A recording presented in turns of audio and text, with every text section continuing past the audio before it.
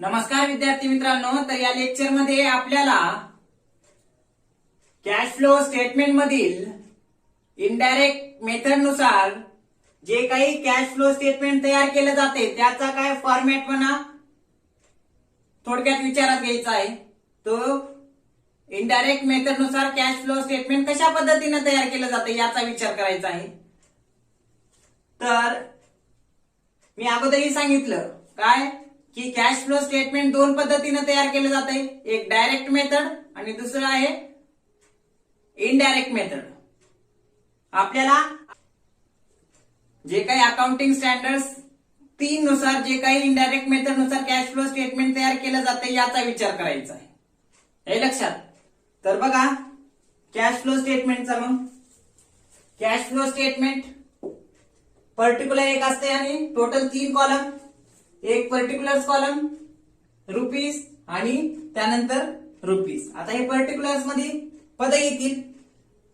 पहिल्या रुपीज मध्ये काय येईल, ह्याला इनर कॉलम म्हणायचं, म्हणजे जे काही कॅश इनफ्लो मध्ये किंवा कॅश आउटफ्लो मध्ये चेंजेस होणार आहेत हे चेंजेस इथं दाखवायचं आणि हे फायनल साठी वजाबाकी करून ज्या काही रकमा येतात ते इकडं. हे लक्षात. तर बघा पहिली ऍक्टिव्हिटीज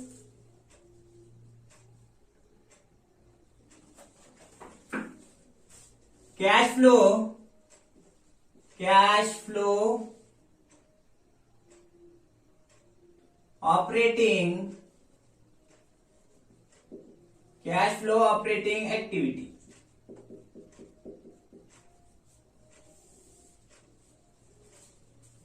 त्यानंतर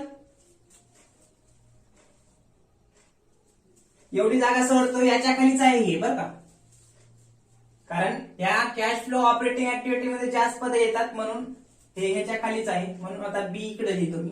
बी cash flow investment activity. Cash flow investment activity.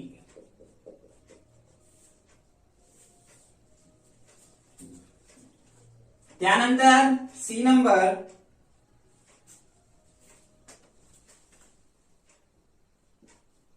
Cash flow financing activity.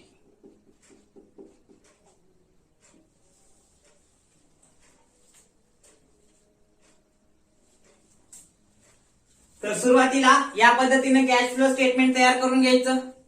Particulars rupees त्याच्यामध्ये कॅश फ्लो स्टेटमेंट ए नावानं सुरुवातीला ऑपरेटिंग ऍक्टिव्हिटीज, त्यानंतर बी कॅश फ्लो इन्व्हेस्टमेंट ऍक्टिव्हिटी, त्यानंतर कॅश फ्लो फायनान्सिंग ऍक्टिव्हिटी. हे लक्षात. हे असं उतरून घेतल्यानंतर प्रॉब्लेम दिलेला असतो, ते प्रॉब्लेम मध्ये बघायचं. आता एक गोष्ट लक्षात ठेवा, डायरेक्ट मेथड नुसार जर आपल्याला प्रॉब्लेम सोडायचा असेल तेव्हा आपल्याला काय काय लागते प्रॉब्लेम मध्ये, पी अँड एल अकाउंट आणि त्यानंतर दुसरं बॅलन्स शीट लागते. आणि हे बॅलन्स शीट 2 वर्षाची 2 इयर्स बर का, हे दिलं जाते. आणि त्यावरून डायरेक्ट मेथड नुसार काढता येते.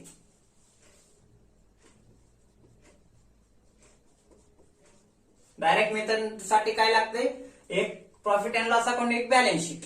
पण जेव्हा आपण इनडायरेक्ट मेथडनं काढू, इनडायरेक्ट मेथडनं जेव्हा आपण प्रॉब्लेम सोडू, कॅश फ्लो स्टेटमेंट तयार करू, तेव्हा फक्त बॅलन्स शीट जरी दिलेली असली तरी आपल्याला आन्सर काढता येते. हे लक्षात. प्रॉफिट अँड लॉस अकाउंटची गरज नाही, कारण बॅलन्स शीट मध्ये नेट प्रॉफिट बी असणार आहे, त्यासोबत काय असणार आहे, जे नॉन ऑपरेटिंग एक्सपेन्सेस असतात ते पण असतात. उदाहरणार्थ डिप्रिशिएशन असेल, प्रिलिमिनरी एक्सपेन्सेस असतील. हे लक्षात. असे एक्सपेन्सेस दिलेले असतात. म्हणून डायरेक्ट मेथड मध्ये हे दोन्ही लागतात, पण इनडायरेक्ट मेथड मध्ये एक जरी असलं बॅलन्स शीट तरी चालते. तर बघा या पद्धतीने आखून घ्यायचं. बॅलन्स शीट मध्ये जायचं, बॅलन्स शीट मध्ये बघायचं कॅश आणि कॅश इक्विव्हॅलंट काही बॅलन्स आहे का, कॅश आणि कॅश इक्विव्हॅलंट म्हणजे cash in hand, bank balance काय आहे का बघायचं. आणि जर असेल तर इथं सर्वात शेवटी लिहून घ्यायचं. तिन्ही ऍक्टिव्हिटीज झाल्यानंतर खाली काय लिहून घ्यायचं तर opening balance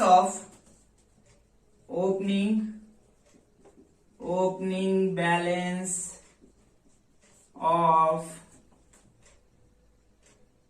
cash and cash equivalent cash and cash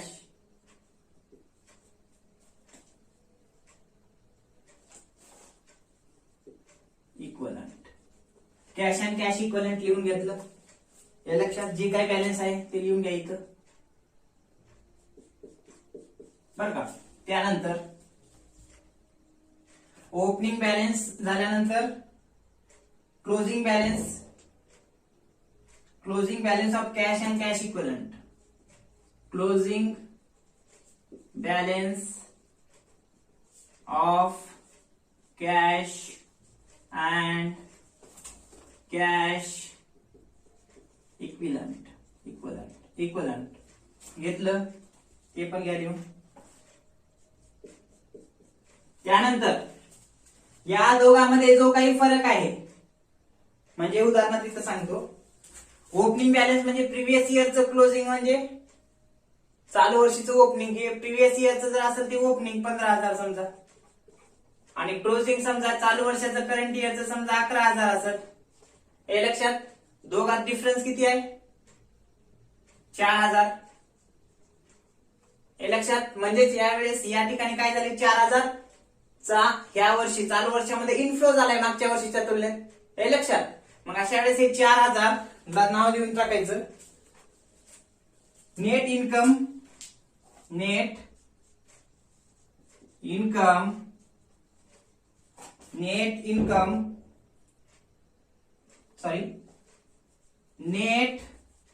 increase in cash and cash equivalent. हे लक्षात हे 4,000 म्हणजे इथं जे काही हे समजण्यासाठी घेतलं. हे लक्षात म्हणजे प्रॉब्लेम सोडताना काय करायचं बॅलन्स शीट मध्ये जायचं कॅश आणि कॅश इक्वलंट आहे का बघायचं प्रिव्हियस इयर मध्ये आणि चालू वर्षामध्ये आणि बघायचं दोन्ही मध्ये वाढ झाली का घट झाली. प्रिव्हियस इयरचा असेल तर ओपनिंग म्हणून लिहा करंट इयरचा असेल तर क्लोजिंग म्हणून लिहा. दोघांमध्ये फरक बघा जर वाढलेला असेल तर त्याला net increase in cash and cash equivalent म्हणायचं. जर कमी असेल तर net decrease in cash and cash equivalent म्हणायचं आणि ते लिहून घ्यायचं. आता जे काही हे इथं उदाहरणामध्ये 4,000 आहे किंवा जे काही आपलं net increase in cash and cash equivalent किंवा मग net decrease in cash and cash equivalent असेल हे म्हणजे तुमचं आन्सर असते. हे लक्षात फायनल आन्सर आपल्याला इनडायरेक्ट मेथड नुसार आपण जेव्हा प्रॉब्लेम सोडू तेव्हा आपल्याला उत्तर दिलेलं असणार आहे बरं का.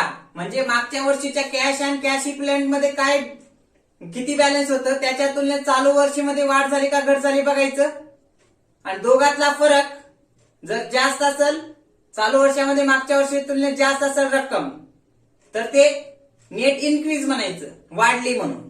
पण समजा चालू वर्षाच्या तुलनेत मागच्या वर्षीची जास्त असेल तर चालू वर्षामध्ये घट झाली म्हणून ते net decrease in cash and cash equivalent हे आन्सर आपलं असते. हे लक्षात ते आन्सर जे आहे ते आपल्याला कॅश फ्लो ऑपरेटिंग ऍक्टिव्हिटीज मधून समजा 4,000 पैकी 1,000 जे काही वाढले ते इथून वाढलेत. त्यानंतर इथून कॅश फ्लो इन्व्हेस्टमेंट ऍक्टिव्हिटी पासून 2,000 वाढलेत आणि कॅश फ्लो फायनान्सिंग ऍक्टिव्हिटी पासून 1,000 वाढलेत समजा हे 4,000. हे लक्षात म्हणजे इनडायरेक्ट मेथड नुसार आपण जेव्हा कॅश फ्लो स्टेटमेंट तयार करू हे लक्षात तेव्हा काय केलं जाते किंवा डायरेक्ट मेथड सुद्धा इनडायरेक्ट मेथड नुसार जेव्हा आपण प्रॉब्लेम सोडू तेव्हा आपल्याला आन्सर बॅलन्स शीट मध्ये दिलेला असते पण ते आन्सर कसं आलं हे आपल्याला याद्वारे हे तयार करून मग ती आन्सर आपल्याला मिळवता येते. म्हणजेच कॅश फ्लो स्टेटमेंट मध्ये इनडायरेक्ट मेथड नुसार आन्सर अगोदरच असते पण ते आन्सर जेवढं आलंय तेवढं कशा पद्धतीनं आलंय हे आपल्याला इनडायरेक्ट मेथड नुसार भेटते. म्हणजे हे दोघातला फरक, कॅश अँड कॅश इक्विवलेंट मधला 2 वर्षातला फरक म्हणजे आपला आन्सर असेल फायनल. पण ते 4,000 कशा पद्धतीनं वाढले किंवा कशा पद्धतीनं इनफ्लो झाला 4,000चा हे आपल्याला हे तयार केल्यानंतर कळतं. हे लक्षात, हे झालं. आता कॅश फ्लो ऑपरेटिंग ऍक्टिव्हिटीज, त्यानंतर कॅश फ्लो इन्व्हेस्टमेंट ऍक्टिव्हिटी आणि कॅश फ्लो फायनान्सिंग ऍक्टिव्हिटी. अगोदरच्या लेक्चर मध्ये मी बघितलं काय केलं जातंय.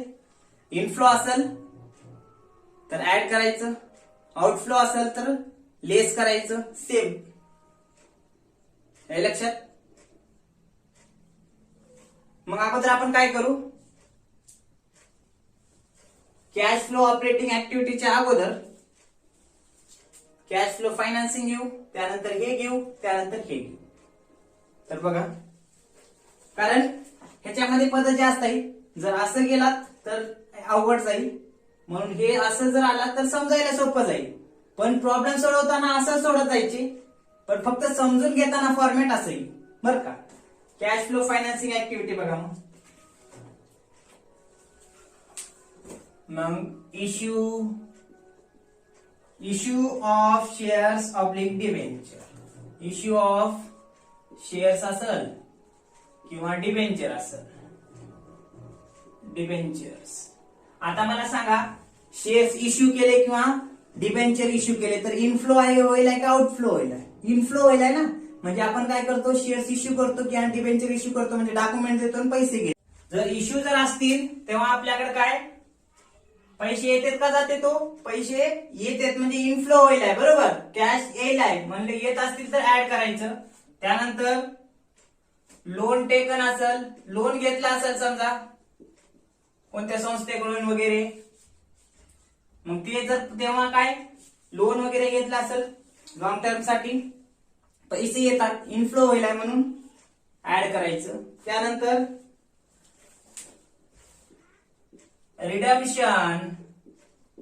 Redemption of preference, redemption of preference shares oblique debentures. म्हणजे काय, आग्रह हक्क भागाचं आणि कर्ज रोख्यांचं परतफेड करत असेल तर पैसे आपण देतो का घेतो, देतो ना. म्हणजे रिफंड करत असतो आपण रक्कम, म्हणजे आउटफ्लो होईल कॅशचा. मग आउटफ्लो असेल तर मायनस करायचं. त्यानंतर लोन पेड असेल, लोन घेतलं होतं तेव्हा आपण इनफ्लो म्हणून प्लस केलं, पण लोन पेड असेल, लोनचे पैसे आपण परत केले तर तेव्हा मग ते मायनस आउटफ्लो आहे म्हणून. त्यानंतर इंटरेस्ट पेड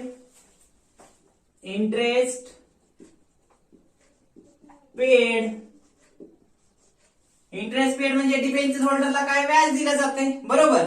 म्हणजे गाय इथं आहे म्हणल्यावर त्याचा बछडा किंवा वासरू पण इथंच येईल. मग डिबेंचर ची रक्कम परत करायला ती व्याजासहित परत करत असतात तर मग पेड आहे इंटरेस्ट घ्यायचं. ते पण व्याज जरी देत असतात तर आउटफ्लो होईल आहे मायनस. त्यानंतर डिव्हिडंड पेड, डिव्हिडंड दिलं लाभांश प्रेफरन्स शेअर्स वरती. गाय इथंच आहे, वासरू पण इथंच आहे, म्हणजे गाय इथं येणार म्हणल्यावर वासरू पण गायी जवळ जाणार ना. म्हणजे प्रेफरन्स शेअरला काय त्यांची रक्कम परतफेड करत आहोत, मग त्याच्यावर काही लाभांश दिला असेल तर आउटफ्लो होईल आहे, मग ते पण मायनस करा. हे लक्षात. अशा पद्धतीनं काय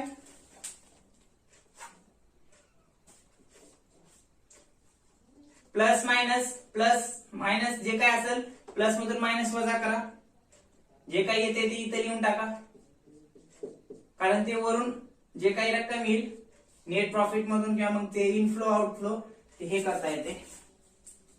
आणि जे काही हे वजा करून जे काही शिल्लक राहते त्याला नाव देता येते मग net cash from financing activity. पण हे कधी नाव द्यायचं, समजा हे प्लस असेल म्हणजे मायनस पेक्षा म्हणजे इनफ्लो आउटफ्लो पेक्षा इनफ्लो म्हणजे पैसे जेवढे आलेत त्याच्यापेक्षा जर कमी जात असतील पैसे बाहेर तर ते इनफ्लो असते. मग अशा वेळेस ते प्लस मध्ये आहे म्हणून त्याला काय नाव द्यायचं, net cash from financing activity. पण समजा इनफ्लो पेक्षा आउटफ्लो जास्त आहे म्हणजे पैसे जेवढे आले त्याच्यापेक्षा पैसे जास्त गेलेत, हे लक्षात. मग अशा वेळेस काय करायचं, नाव काय द्यायचं याला, used in financing activity. कधी मायनस असेल तर म्हणजे काय, net cash use in financing activity जर इनफ्लो पेक्षा आउटफ्लो जास्त असेल तर, पण आउटफ्लो पेक्षा इनफ्लो जास्त आहे तर अशा वेळेस net cash from financing activity, हे लक्षात. म्हणजे काय येईल ते येईल, हे लक्षात. त्यानंतर पुढे हे झालं कॅश फ्लो फायनान्सिंग ऍक्टिव्हिटी. आता दुसरं cash flow investment activity. Cash flow investing activity मध्ये बघा काय येते, तर आता ऍसेट खरेदी केली असेल, इन्व्हेस्टमेंट खरेदी केली असेल तर कॅश जाते. पण समजा तीच ऍसेट इन्व्हेस्टमेंट विकली तर कॅश येते, हे लक्षात. मग बघा घ्या त्याच्यात परचेस ऑफ फिक्स ऍसेट्स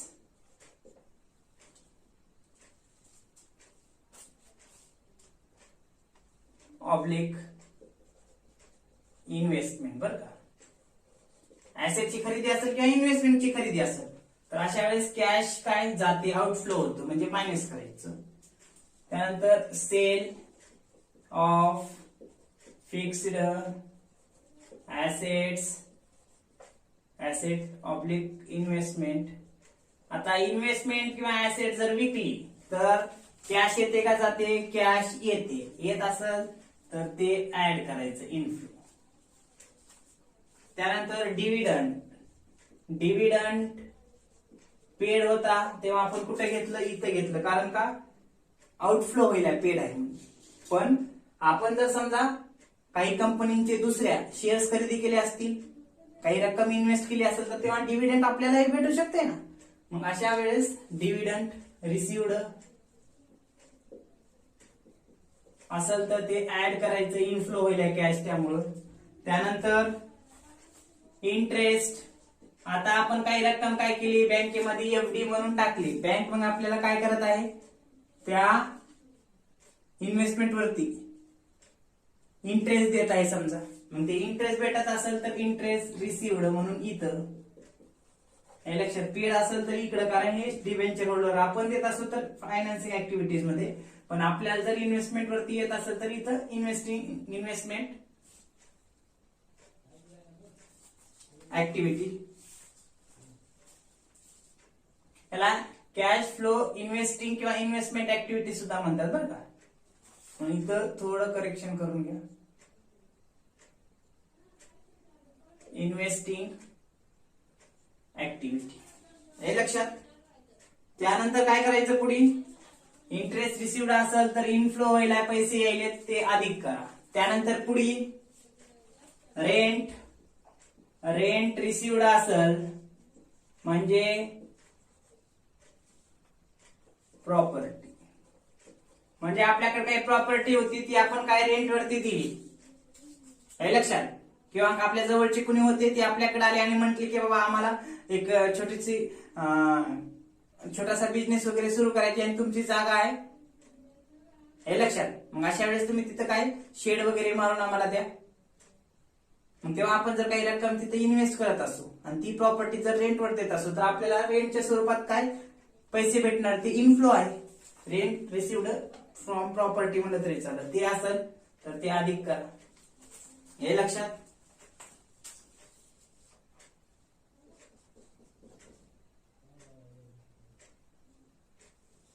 हे आलेलं इथं. त्यानंतर त्याला नाव द्या मग नेट कॅश.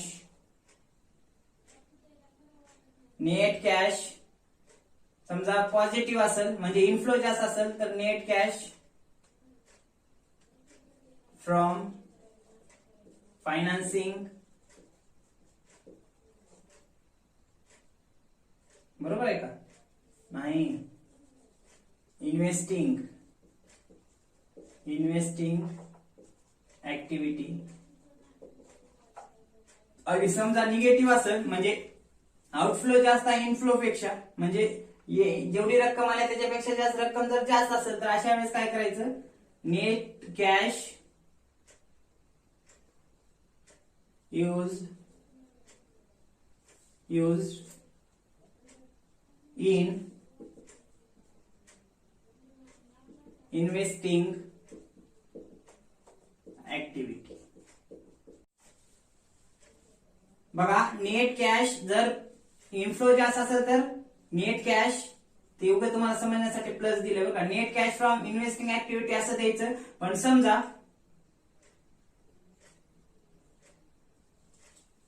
इनफ्लो पेक्षा आउटफ्लो जास्त आहे तर अशा वेळेस net cash use in investing activity असं नाव द्यायचं. आणि जे काही त्याची अमाऊंट येईल ते येईल. हे लक्षात, अशा पद्धतीने. आता हे झालं काय? कॅश फ्लो फायनान्सिंग ऍक्टिव्हिटी घेतलं. अगोदर काय घेतलं? बॅलन्सेस घेतले. ओपनिंग बॅलन्स कॅश आणि कॅश इक्विलंटचं घेतलं. त्यानंतर क्लोजिंग बॅलन्स कॅश आणि कॅश इक्विलंटचं घेतलं. दोघातून जे काही जास्त मधून कमी म्हणजे इनफ्लो मधून आउटफ्लो म्हणजे प्रिव्हियस इयर जास्त असेल तर वजा करा करंट इयरची आणि त्याला नाव द्या नेट डिक्रीज. पण मागच्या वर्षी चालू वर्षात वाढ असेल तर त्याला नेट इन्क्रीज नाव द्या. लिहून घ्या, हे लक्षात. त्यानंतर आपण कॅश फ्लो फायनान्सिंग ऍक्टिव्हिटी घेतलात. कॅश कोणत्या कोणत्या मार्गाने येते? तर शेअर्स, डिबेंचर्स, लोन असेल घेतलेलं तर काय? शेअर्स इश्यू केले पैसे आले, डिबेंचर इश्यू केले पैसे आले, लोन घेतलं पैसे आले. आणि पैसे कशामुळे जातात आउटफ्लो? फायनान्सिंग ऍक्टिव्हिटी मध्ये काय केला? शेअर्स, डिबेंचर रिफंड केले किंवा रिपेमेंट केलं, लोन रिफंड केलं, इंटरेस्ट दिलं, डिव्हिडंड दिलं तर ते आउटफ्लो. त्यानंतर कॅश इनफ्लो इन्व्हेस्टिंग ऍक्टिव्हिटी, त्याच्यामध्ये purchase of fixed asset oblique investment, जे काही खरेदी असेल पैसे जातात minus. Sale of fixed asset असेल इनफ्लो आहे, विक्री केली की पैसे येतात ते अधिक. डिव्हिडंड भेटला असेल, पेड असेल तर इकडं, रिसिव्ड असेल तर इथं ऍड करायचं. इंटरेस्ट रिसिव्ड असेल तर ऍड करा. रेंट रिसिव्ड असेल प्रॉपर्टीवरती तर ऍड करा. हे लक्षात. मग मायनस मधून प्लस वजा करा, जे काय असेल इथं लिहा. आणि नंतर नेट कॅश फ्रॉम, जर पॉझिटिव्ह येत असेल म्हणजे इनफ्लो जास्त असेल तर फ्रॉम इन्व्हेस्टिंग ऍक्टिव्हिटी, आणि जर आउटफ्लो जास्त असेल तर net cash use in investing activity. अशा पद्धतीने हे द्यायचं. आता पुढे इकडे या, कॅश फ्लो ऑपरेटिंग ऍक्टिव्हिटी. हे लक्षात. आता हे कॅश फ्लो ऑपरेटिंग ऍक्टिव्हिटी मध्ये बघा,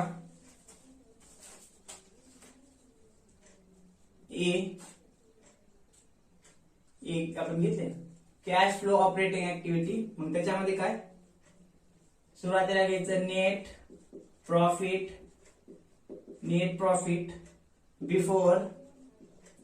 profit before interest and tax.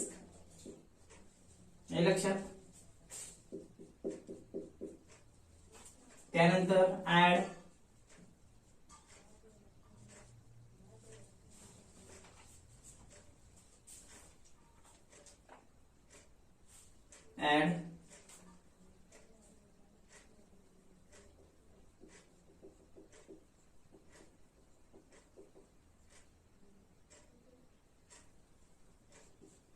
इथे net profit before interest and tax घ्या.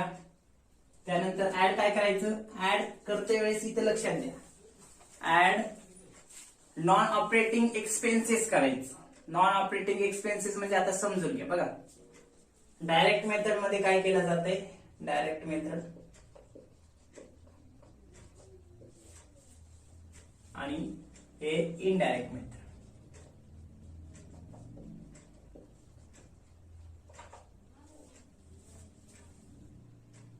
डायरेक्ट मेथड मध्ये नावातच आहे डायरेक्ट, सरळ सरळ. उदाहरणामध्ये काय, ऑपरेटिंग करते वेळेस जे काही खर्च आले किंवा जे काही उत्पन्न आहे ते काय करायचं डायरेक्ट मेथड मध्ये. सुरुवातीला काय करायचं, सेल्स घ्यायची, नंतर cost of goods sold minus करायचं, हे लक्षात. त्यानंतर मायनस एक्सपेन्सेस, इनडायरेक्ट एक्सपेन्सेस वजा करायचं, हे लक्षात. त्याच्यातून वजा करा, हे लक्षात. त्यासोबतच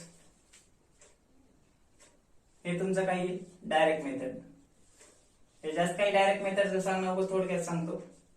डायरेक्ट मेथड मध्ये काय केलं जाते, सुरुवातीला सेल्स, त्यानंतर परचेस केला असेल, वेजेस दिले असतील ते, कॉस्ट ऑफ गुड्स सोल्ड विक्री करण्यासाठी जे काही खर्च करावा लागतो ते. आता विक्री करायची म्हणजे रॉ मटेरियल खरेदी करावं लागेल, वेजेस द्यावं लागेल, कॅरेज वगैरे, ते म्हणजे कॉस्ट ऑफ गुड्स सोल्ड.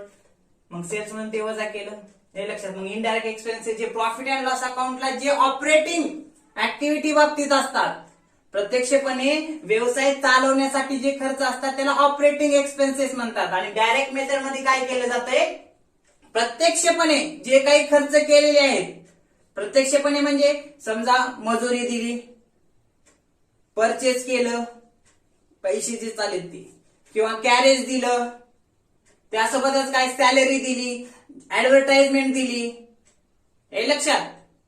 त्यासोबतच काय कमिशन पेड असेल,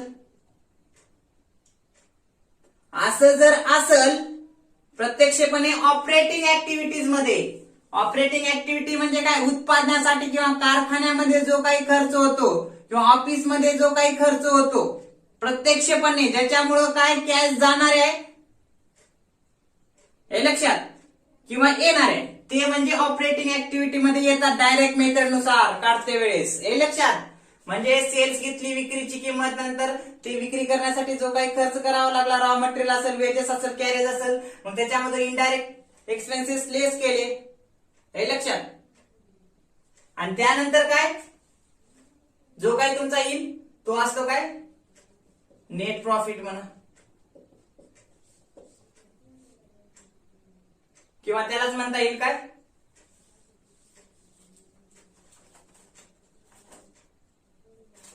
net cash from operating activity. जे काही येईल त्याला काय म्हणतात, net cash from operating activity. म्हणजे काय, प्रत्यक्षपणे बिझनेस ऑपरेट करताना, उत्पादन करताना किंवा व्यवसाय चालवताना जो काही खर्च होतो प्रत्यक्षपणे डायरेक्टली, ते डायरेक्ट मेथड मध्ये घ्यायचं, सरळ सरळ, हे लक्षात. आणि जे काही शेवटी शिल्लक राहते खर्च वजा वगैरे करून, त्याला काय म्हणायचं, net cash from operating activities. नावातच आहे डायरेक्ट. आता इनडायरेक्ट मध्ये काय केलं जातंय, नेट प्रॉफिट घेतला जातो, त्याच्यामध्ये काय ऍड केलं जातंय, तर नॉन ऑपरेटिंग एक्सपेन्सेस, हे लक्षात. आणि लेस काय केलं जातंय,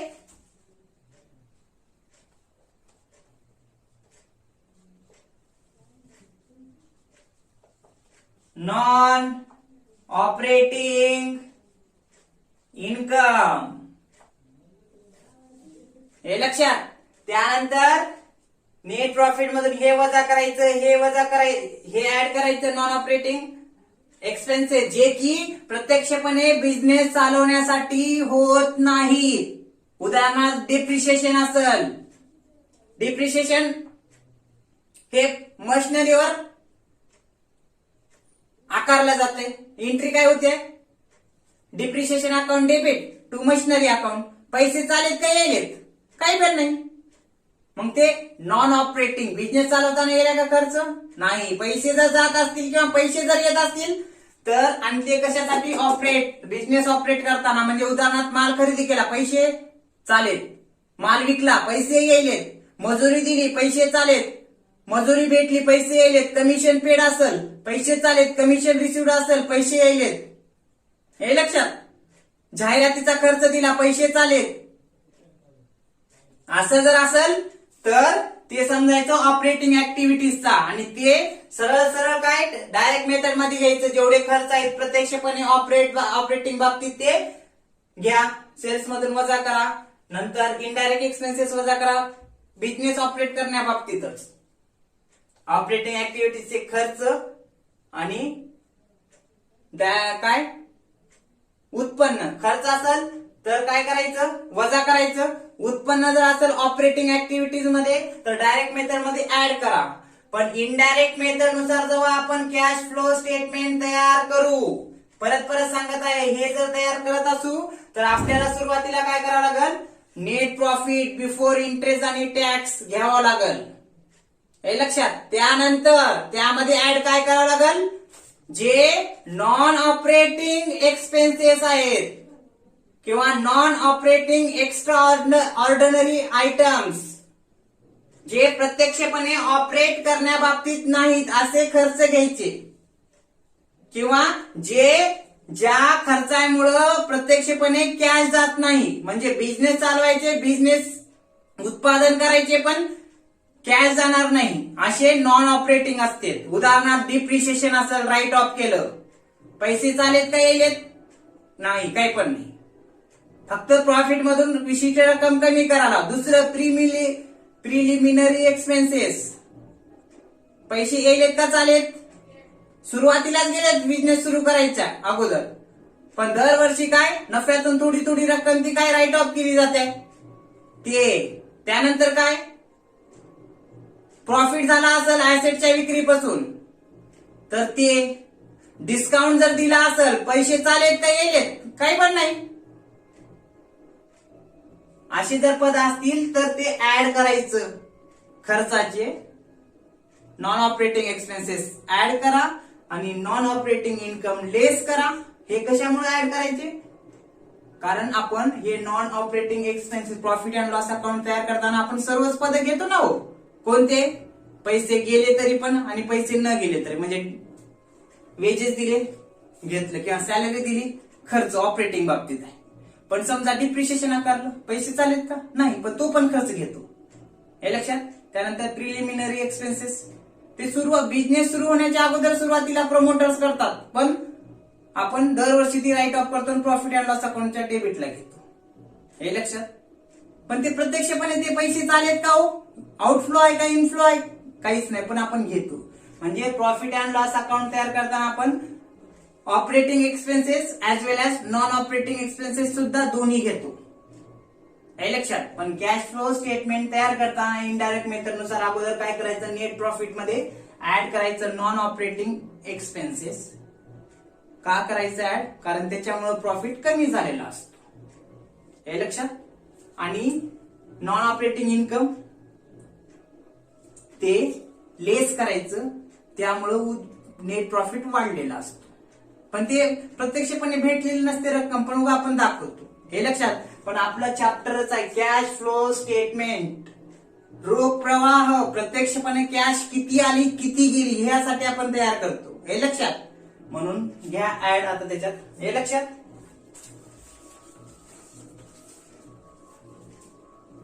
ह्यालाच म्हणतात ऍडजस्टेड, बरं का, ऍडजस्टेड. मग घ्या डिप्रिशिएशन. हे कोणते आहेत बरं का, ह्याला नाव काय द्या, नॉन कंसामध्ये द्या non operating expenses and income, बरं का. एक्सपेन्सेस असेल तर ते ऍड करायचं आणि इन्कम असेल तर लेस करायचं.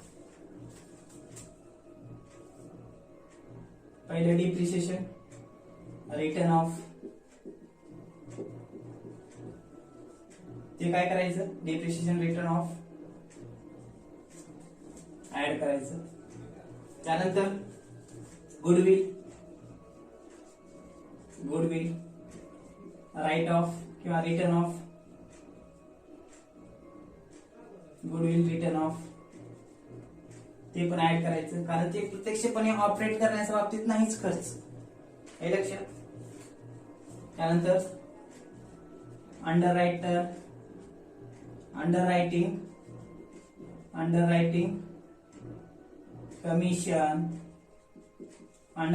कमिशन हे पण प्रत्यक्षपणे बिझनेस ऑपरेट करण्यासाठी खर्च नाही. समजा बिझनेस आपलं उत्पादन करण्याचा आहे, वस्तू तयार करून विकण्याचा, मग अंडररायटिंग कमिशन आहे का प्रत्यक्षपणे ऑपरेटिंगचा? नाही, मग ते ऍड करायचं, हे लक्षात. त्यानंतर discount on issue of share oblique debenture हे पण ऍड करायचं. आता शेअर जर इश्यू केले आणि तेव्हा आपण डिस्काउंटवर इश्यू केले, म्हणजे 10 रुपयाचा शेअर 90 ला विकला, सॉरी 100 रुपयाचा शेअर 90 ला विकला किंवा 10 रुपयाचा शेअर 9 रुपयाला विकला, मग ते डिबेंचर असतील किंवा मग शेअर्स असतील, मग तेव्हा आपल्याला रक्कम कमी भेटणार आहे, बरोबर. 100 रुपये असतील 90 भेटायला म्हणजे 10 रुपये नुकसान आहे, किंवा 10 रुपये आहेत 9 रुपये भेटायला म्हणजे 1 रुपया नुकसान आहे. मग ते प्रत्यक्षपणे ते नुकसान आपलं म्हणजे पैसे चालेत का पैसे येलेत? नाही ना, नॉन ऑपरेटिंग एक्सपेन्सेस आहेत, ऍड करा. त्यानंतर loss of sale of fixed asset. आता फिक्स्ड ऍसेट घ्या. फिक्स्ड ऍसेट आहे समजा मशिनरी प्लांट वगैरे, त्याची किंमत होती समजा 20,000, ते विकाला 15,000, किंवा मग फिक्स्ड ऍसेट समजा 1 लाखाची होती 60,000ला विकाला, 40,000 नुकसान आहे. कॅश येईल का कॅश चालेल? ऑपरेटिंग बाबतीत आहे का? नाही ना. ऍसेट होती ती विकली, मग ती कमीला विकली तर पैसे काय? कमीला विकली, समजा 10,000ची किंवा मग 1 लाखाची 60,000ला विकली, 60,000 आले, पण ते 40,000 जे काही आले नाहीत ते प्रत्यक्षपणे उत्पादनाबाबतीत आहेत का? नाहीत ना, हे लक्षात. ते लॉस आहे आपला. कोणता लॉस आहे? पण नॉन ऑपरेटिंग. प्रत्यक्षपणे उत्पादन करण्यासाठी आहे का तो खर्च आलेला? ते प्रत्यक्षपणे लॉस म्हणजे आपण विक्री केलात, हे लक्षात. विक्री मालाची केलात, 10,000चा माल 5,000ला विकला, तिथं लॉस आहे, ते ऑपरेटिंगचा आहे, ते आपण मग घेणार नाही इथं. पण ऍसेट विकले, बिझनेस ऑपरेट करण्याबाबतीत आहे आपला. ऑपरेटिंग ऍक्टिव्हिटीज मध्ये फक्त ऑपरेट करण्याबाबतीत येणार इथं. हे नॉन ऑपरेटिंग असेल तर ऍड करायचं. समजा डायरेक्ट मेथड जर असती, हे लक्षात, तेव्हा आपण हे काय म्हणते तर, आपण माल जर विकला आणि आपल्याला 10,000चा माल 5,000ला, म्हणजे 10,000चा माल 5,000ला विकलाय, म्हणजे 5,000 इनफ्लो झालाय, मग तेव्हा आपण इथून वजा केलो असतं, हे लक्षात. म्हणजे ऍड केलं असतं, पैसे आले म्हणून इकडं, हे लक्षात. पण इकडं फक्त नॉन ऑपरेटिंग इनडायरेक्ट नावातच आहे. इथं काय केलं जाणार आहे? प्रॉफिट आधी घेऊन जे बिझनेस ऑपरेटिंगच्या बाबतीत एक्सपेन्सेस नाही ते काय केले जाणार आहेत? ऍड एक्सपेन्सेस असतील तर, आणि बिझनेस ऑपरेटिंग म्हणजे प्रत्यक्षपणे उत्पादन करण्याबाबतीत जे उत्पन्न नाहीत किंवा बिझनेस चालवून जे उत्पन्न भेटलं नाही ते लेस करायचे. हे मग आता ऍसेट विकली, प्रत्यक्षपणे कॅश येईल का? म्हणजे लॉस झालाय ऍसेट पासून, प्रत्यक्षपणे कॅश येईल का? चालेल, काही पण नाही. मग अशा वेळेस ते ऍड नॉन ऑपरेटिंग एक्सपेन्सेस आहेत म्हणून. आता त्यानंतर प्रॉफिट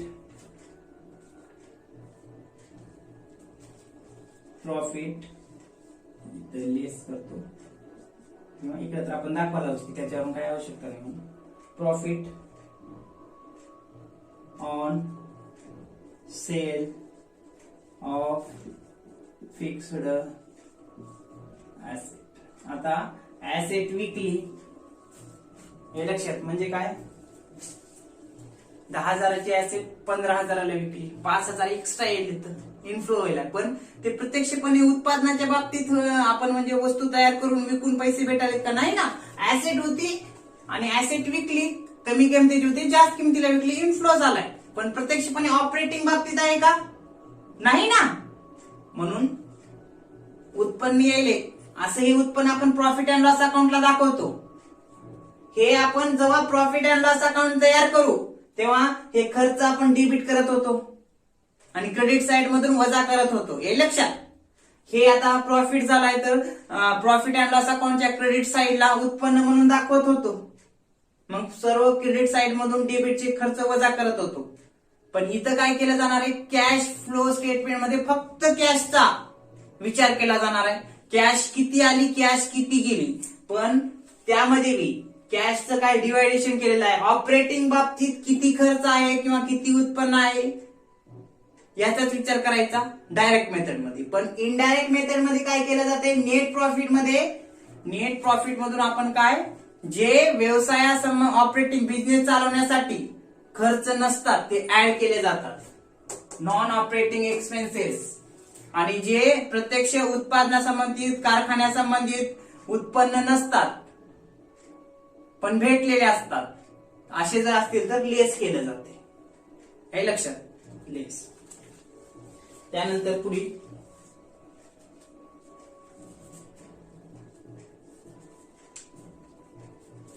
हे जेवढे आहेत ते प्लस मायनस, ते नंतर वजाबाकी करा, त्याला नाव द्या मग operating profit, operating profit before working आहे बरं का,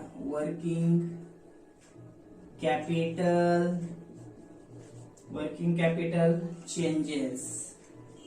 हे काय आहे? Operating profit before working capital changes. म्हणजे आतापर्यंत बघा बॅलन्स शीट दिलेली असते, बॅलन्स शीट मधले कॅश आणि बँक बॅलन्स इथे घेतलेला असते, कॅश आणि कॅश इक्विवलंट. फिक्स्ड लायबिलिटी इथे घेतलेली असते, फिक्स्ड ऍसेट इथे घेतलेली असते, हे लक्षात. इथं आणि इथं फिक्स ऍसेट, इथं फिक्स लायबिलिटी, फिक्स ऍसेट इथे घेतलं.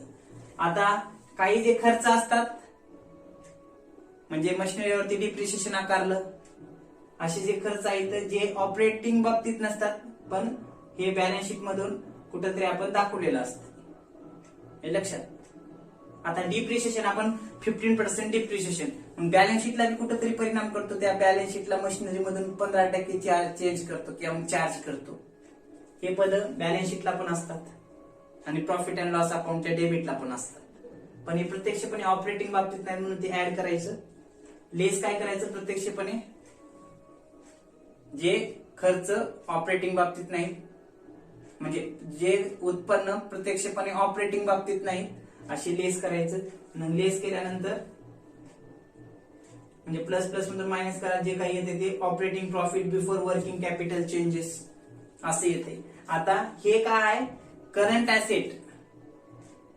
म्हणजे बॅलन्स शीटचा जर विचार केला प्रॉब्लेम मध्ये, एवढं घेतल्यानंतर हे घेतल्यानंतर फक्त काय असते बॅलन्स शीटला?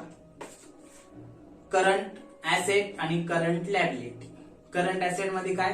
स्टॉक, डेटार्स वगैरे असतील तर, आणि करंट लायबिलिटी मध्ये काय? क्रेडिटार्स वगैरे असे हे असतात. मग त्यासाठी काय केलं जाते? Operating profit before working capital changes. Working capital म्हणजे काय? Current asset minus current liability, बरोबर. मग आता हे घेतलं, आता ह्याच्यामध्ये काय करावं लागते? मग इनक्रीज इन करंट ऍसेट, त्यानंतर प्लस मायनस काय करायचं ते बघू. त्यानंतर डिक्रीज इन करंट ऍसेट्स, त्यानंतर increase in current liability, decrease in current liability, आता काय करायचं, इन्क्रीज इन करंट ऍसेट असेल तर तेव्हा मायनस करायचं, डिक्रीज इन करंट ऍसेट असेल तेव्हा प्लस करायचं, इन्क्रीज इन करंट लायबिलिटी असेल तेव्हा ऍड करायचं, आणि डिक्रीज इन करंट लायबिलिटी असेल तर मायनस करायचं. सर काय केलं काही माहिती नाही, का करायचं तर बघा, इन्क्रीज इन करंट ऍसेट, जेव्हा करंट ऍसेट वाढते हे लक्षात, तेव्हा काय केलं जाते, पैसे येतात का जातात हो, सांगा तुम्ही. इकडे बघा आता, फिक्स्ड ऍसेट आणि इन्व्हेस्टमेंट आपल्याला वाढवायचे, तेव्हा पैसे येतात का जातात, फिक्स्ड ऍसेट खरेदी केली, पैसे येतात का जातात, पैसे जातात ना, हे लक्षात. तसंच increase in current asset, current asset मध्ये काय इन्क्रीज झाली म्हणजे तिथं काय पैसे गेले म्हणजे आउटफ्लो आहे ना, आणि आउटफ्लोच आपण काय करायला मायनस करायला इकडं. तसेच इथं पण मायनस करायला लागेल ना करंट ऍसेट मध्ये. म्हणजे इथं बघा फिक्स्ड ऍसेट खरेदी करायचं असेल तर आपण काय करायचो, पैसे देऊन फिक्स्ड ऍसेट खरेदी करायला, तर मग तेव्हा आउटफ्लो व्हायला. मग हे फिक्स्ड ऍसेट आणि करंट ऍसेट ऍसेटच आहे ना. मग इथं बघा करंट ऍसेट जेव्हा आपण वाढतो म्हणजे स्टॉक, आपण रॉ मटेरियल खरेदी केला, काही माल खरेदी केला, पैसे चालले. डेटार्स आधी रक्कम काय आपण उधारीवर माल खरेदी केला होता, डेटार्सची रक्कम दिली, पैसे चालेल. मग अशा वेळेस current increase in current asset जर वाढली ते मायनस करायचं, हे लक्षात. आता डिक्रीज इन करंट ऍसेट असेल, करंट ऍसेट मध्ये जर डिक्रीज झाली म्हणजे समजा आपल्याकडे 1000 रुपयाची काय क्लोजिंग स्टॉक होता, आता ते राहिलंय 500 रुपयाचं, म्हणजे राहिले किती 500 रुपयाचं काय केलं ते आपण विकला असतात, हे लक्षात. मग ते विकल्यानंतर इनफ्लो व्हायला का आउटफ्लो व्हायला ते नाही समजलं. इथं बघा सेल ऑफ फिक्स्ड ऍसेट किंवा इन्व्हेस्टमेंट विकली तर पैसे येले म्हणून ऍड कराल, खरेदी कराल तर तेव्हा पैसे चाले म्हणून मायनस केले. तसंच इथं नियम घेतला, करंट ऍसेट जर वाढल्या तेव्हा स्टॉक असेल डेटार वाढतात, डेटारची रक्कम दिली पैसे गेले, स्टॉक खरेदी केला पैसे गेले तेव्हा मायनस. कारण स्टॉक वाढला की म्हणजे बघा ऍसेट वाढाले पण कॅश चाले ना ते म्हणून minus. Decrease in current asset, current ऍसेटची रक्कम कमी होईल्यात, हे लक्षात. करंट ऍसेटच्या रक्कम कमी होईल्यात म्हणजे पैसे येलेत, इनफ्लो आहे, हे लक्षात. इथं बघा की सेल ऑफ फिक्स्ड ऍसेट किंवा इन्व्हेस्टमेंट, ऍसेट विकली पैसे येलेत, बरोबर. तसंच इथं करंट ऍसेट आहे ती विकली आपण, स्टॉक गुड्स विकलेत पैसे आले म्हणजे करंट ऍसेट कमी झाले ना. मग कमी होत असेल तर ते काय करायचं, ऍड करायचं, इनफ्लो आहे कॅश. आता increase in current liability, current liability वाढली. आता करंट लायबिलिटी वाढल्यावर काय होते हो, पैसे येतात का जाते. म्हणजे बँकेकडून शॉर्ट टर्म साठी तुम्ही काय घेतला, लोन घेतला, करंट लायबिलिटी आहे, बरोबर. पैसे येलेत का चालेत, पैसे येलेत पण लायबिलिटीची रक्कम वाढाल्यात, हे लक्षात. इथं बघा आता issue of shares oblique debenture, shares issue जर आपण काय लायबिलिटीचीच पद्धत आहेत नाही, share issue of shares, issue of debentures. मग तेव्हा इश्यू केले तर काय होईल, पैसे येलेत, इनफ्लो होईल म्हणून आपण आधी करायला ऍड करायला, हे लक्षात. इनफ्लो आहे म्हणून प्लस करायला. तसंच इथं increase in current liability, liability वाढले, हे लक्षात. आता लायबिलिटी बँकेकडून काय आपण शॉर्ट टर्म साठी लोन घेतलं किंवा बँक ओव्हरड्राफ्ट असेल तेव्हा पैसे येलेत का चालेल, पैसे येलेत ना, इनफ्लो आहे शॉर्ट टर्म साठी. मग इथं बघा इथं पण पैसे येऊ लागले शेअर्स आणि डिबेंचरच्या बाबतीत, म्हणून इथं येऊ लागले. तसंच इन्क्रीज झाली, करंट लायबिलिटी वाढली, पैसे आलेत, बँक ओव्हरड्राफ्ट म्हणा, शॉर्ट टर्म साठी लोन म्हणा, हे झालं. इन्क्रीज इन करंट लायबिलिटी असेल तर ऍड करा. हे लक्षात. आता ऍसेटच्या विरुद्ध बरं का, ऍसेट जर इन्क्रीज झाले तर मायनस करायचं. का? ऍसेट आपण खरेदी केलो की पैसे जातात, करंट ऍसेट. आणि करंट ऍसेट जर कमी झाली तर ती विकली समजायचं आणि ते पैसे आले म्हणायचं, ऍड करायचं. पण इन्क्रीज इन करंट लायबिलिटी असेल तर पैसे आले म्हणायचं म्हणून ते ऍड करायचं. आणि जर करंट लायबिलिटी एकाने डिक्रीज झाली तर आपण क्रेडिटर्सची वगैरे बँक ओव्हरड्राफ्टची रक्कम परत केली, बिलांची रक्कम म्हणजे बिल्स पेएबलची रक्कम दिली समजायचं, त्यामुळे लायबिलिटी कमी झाली, डिक्रीज झाली. असं असेल तर लेस करायचं. आउटफ्लो आहे ना तेव्हा. म्हणजे बघायचं, साधा सिंपल विचार करायचं. करंट ऍसेट जर वाढली असेल तर करंट ऍसेट स्टॉक वाढला म्हणजे काहीतरी खरेदी केला असेल, बरोबर. किंवा डेटर्स वाढले तेव्हा इनफ्लो आहे का आउटफ्लो आहे, तेव्हा पैसे चालेत. स्टॉक आला, पैसे गेले. हे लक्षात. म्हणजे जेव्हा करंट ऍसेट वाढल तेव्हा ते काय करायचं, मायनस करायचं, कारण पैसे आउटफ्लो आहेत म्हणून. इथं पण जसं फिक्स ऍसेटच्या बाबतीत फिक्स ऍसेट खरेदी केली, पैसे चाले, तसंच इथं पण करंट ऍसेट वाढली, पैसे चाले समजायचं आणि मायनस करायचं. इथं कसं मायनस करायचं तसं. डिक्रीज इन करंट ऍसेट, इथं ऍसेटचा भाग विकला किंवा इन्व्हेस्टमेंट विकली तर इन्व्हेस्टमेंट कमी होईल ना. तसंच करंट ऍसेट मध्ये जर कमी झालं तर ते काय करायचं, ऍड करायचं. इथं विकल्यावर पैसे भेटलेत म्हणून ऍड, इथं कमी होईल म्हणून ऍड. म्हणजे कमी झालेत म्हणजे पैसे आलेत, हे लक्षात. तसंच इन्क्रीज इन करंट लायबिलिटी जर वाढली, इथं फिक्स लायबिलिटी वाढली म्हणजे लोन वगैरे इश्यू ऑफ शेअर्स केले, लोन, इथं लायबिलिटी फिक्स वाढली, इनफ्लो झाला. तसंच इथं पण करंट लायबिलिटी वाढली, ऍड करा. इथं बघा फिक्स लायबिलिटी, डिबेंचर, रिडम्पशन वगैरे आपण काय दिले, कमी झाले तर मायनस केले. इथं पण डिक्रीज इन करंट लायबिलिटी आहे, मग हे पण लेस करायचं, हे लक्षात. त्यानंतर पुढे खाली लिहायचं, कॅश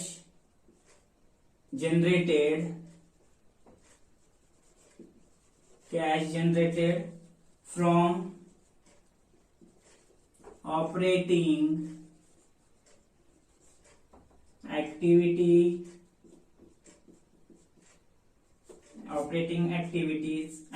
करा. ऑपरेटिंग ऍक्टिव्हिटीज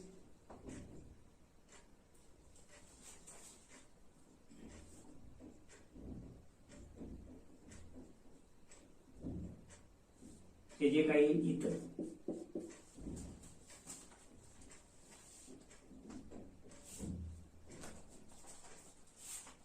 हे net profit before interest tax आहे का नाही, इथं आउटरला नका, इथं इनरला घ्या. कारण आपल्याला जर इथं घेतलं तर इंटरेस्ट इथूनच वजा करावा लागल, पण इथं जर घेतलं तर ह्याच्यासोबतच लगेच इंटरेस्ट इथंच वजा करून आउटरला लिहिता येईल. इथे लिहिला तर मग इंटरेस्ट बिफोर म्हणलं ना, इंटरेस्ट आणि टॅक्स, मग इथं लिहून वजा करावं लागेल, हे लक्षात. इथंच राहू द्या हे. आणि जे हे सर्व वजा करून नेट प्रॉफिट मधून ते ऍड करायचं. त्यानंतर काही खर्च वजा करायचं. नंतर operating profit before working capital changes येईल. नंतर करंट ऍसेट जर वाढली असेल तर ती कमी करा, लेस करा. कमी झाली असेल ऍड करा. करंट लायबिलिटी वाढली असेल ऍड करा. करंट लायबिलिटी कमी झाली तर लेस करा. त्याच्यातून हे वजा ऍड जे होईल ते येईल cash generated from operating activities. त्यानंतर हे आल्यानंतर काय करा, मग टॅक्स पेड करा, हे लक्षात. टॅक्स पेड असेल तर पैसे चालेत ना, आउटफ्लो आहे, बरोबर, मायनस केलं. त्यानंतर प्लस, आता नंतर शेवटी काय नाव द्या मग, नेट कॅश फ्रॉम ऑपरेटिंग, हे लक्षात, ऑपरेटिंग ऍक्टिव्हिटीज. हे कधी नाव द्यायचं, हे जर प्लस असेल तर हे नाव, पण समजा मायनस जर असेल, इथं लिहितो ऑब्लिक करून, मायनस असेल तेव्हा मग काय नाव द्यायचं, नेट कॅश फ्रॉम, बरोबर आहे का,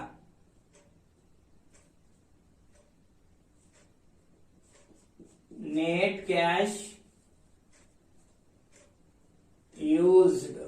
used in operating activities, जे काही येईल ते इथं लिहून टाकायचं, हे लक्षात. तर अशा पद्धतीनं ऑपरेटिंग ऍक्टिव्हिटी मध्ये कॅश इनफ्लो किंवा आउटफ्लो. डायरेक्ट मेथडचं वेगळं होतं.